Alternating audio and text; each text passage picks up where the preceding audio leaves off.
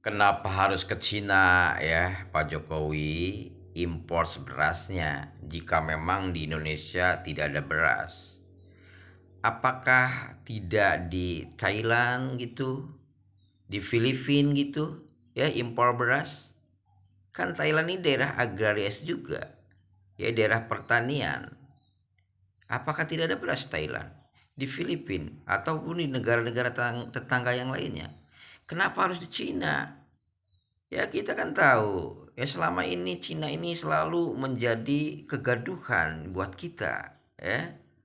Bahkan nih terkait beras ini luar biasa ya.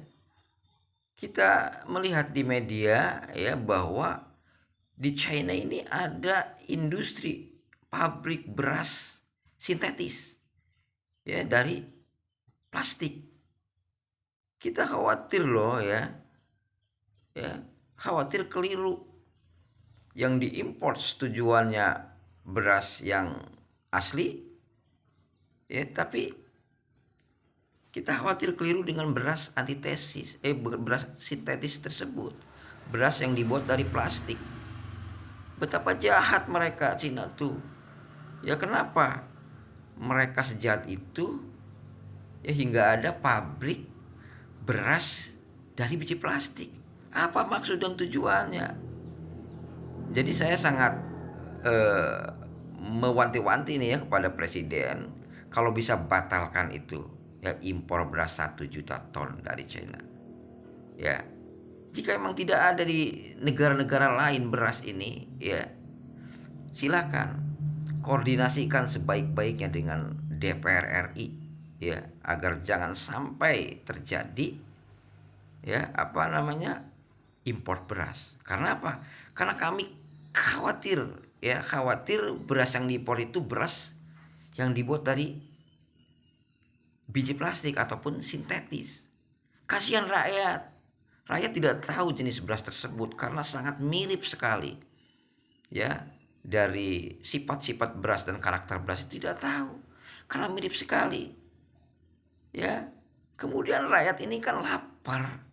Pasti dimakan saja. Tolong deh ya, kalau memang ada beras sintetis di Cina, tolong ya lebih baik batalkan itu ya import beras dari Cina ya. Mungkin di Indonesia juga belum begitu fatal ya terkait beras ini ya. Coba cari mungkin di Karawang, mungkin di Cianjur, mungkin daerah-daerah lainnya ya. Tolong didistribusikan beras yang ada di Indonesia dulu, diratakan ya.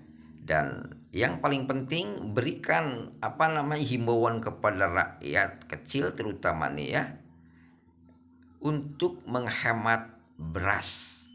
Karena di samping itu beras juga banyak mengandung kadar gula ya. Antisipasi untuk diabetes ya, dari sisi kesehatan yang kita lihat itu ya.